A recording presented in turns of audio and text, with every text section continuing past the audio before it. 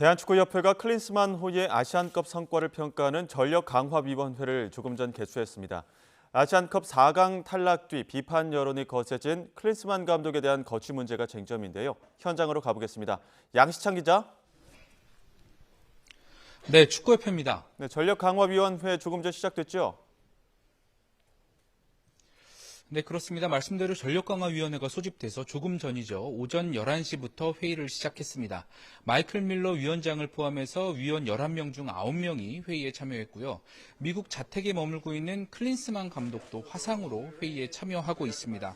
전력강화위원회는 국가대표팀을 관리하는 축구협회의 기구로 볼 수 있는데요. 규정을 보면 축구대표팀 감독이나 코치를 추천할 수 있는 권한이 있고요. 선수 선발이나 대표팀 소집 등 운영 전반에 승인 권한이 있습니다. 회의는 비정기적으로 개최되는데 이번 안건은 클린스만호의 아시안컵 평가입니다. 여러 상황을 고려하면 사실상 클린스만 감독의 경질 여부가 논의의 핵심일 텐데요. 이번 회의 결과를 토대로 정몽규 축구협회장이 거취에 대한 최종 결정을 내릴 전망입니다. 협회 관계자는 전력강화위원회는 자문기구일 뿐 의결기구가 아니어서 오늘 오후에 회의 내용을 정 회장에게 전달할 예정이고 경질에 대한 최종 결정은 오늘 안 나올 가능성이 크다고 말했습니다. 하지만 협회는 최대한 빨리 거취 여부를 결정하겠다는 입장인데요. 이르면 이번 주 안에 결과가 나올 전망입니다.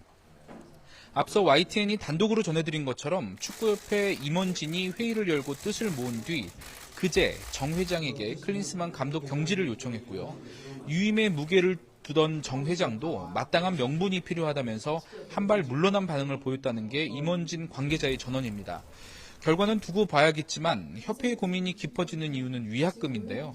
정확한 내용은 공개되지 않았지만 클린스만 감독을 경질할 경우 많게는 100억 원까지 지급할 수 있다는 예측도 있습니다. 협회는 계약 위반 사항과 그에 따른 위약금 규모 등을 따지는 법적인 검토에도 이미 착수한 것으로 YTN 취재 결과 확인됐습니다. 네, 아시안컵 요르단전을 앞두고 손흥민과 이강인 등 대표팀 주축 선수들의 충돌이 있었다는 사실도 뒤늦게 드러났는데 이 내용도 클린스만 감독의 거취에 영향을 미칠까요? 네, 소식을 듣고 많은 분들이 놀라셨을 텐데요. 사건을 간단하게 먼저 말씀드리면 요르단전이 있기 전날 발생한 일입니다. 대표팀 저녁 식사 자리에서 일찍 식사를 마친 이강인과 황인범 등 일부 선수들이 탁구를 치러 가자 주장인 손흥민이 이를 제지하면서 다툼이 시작됐고요. 손흥민이 자신의 말을 듣지 않는 이강인 멱살을 잡았고 또 이강인은 손흥민을 향해 주먹을 날리는 등 몸싸움으로까지 번졌다는 보도도 나왔습니다. 또 이강인의 무례한 행동에 격분한 일부 대표팀 선수들이 클린스만 감독에게 선발 명단 제외를 요청했지만 감독이 이를 받아들이지 않았다는 점도 전해지고 있습니다.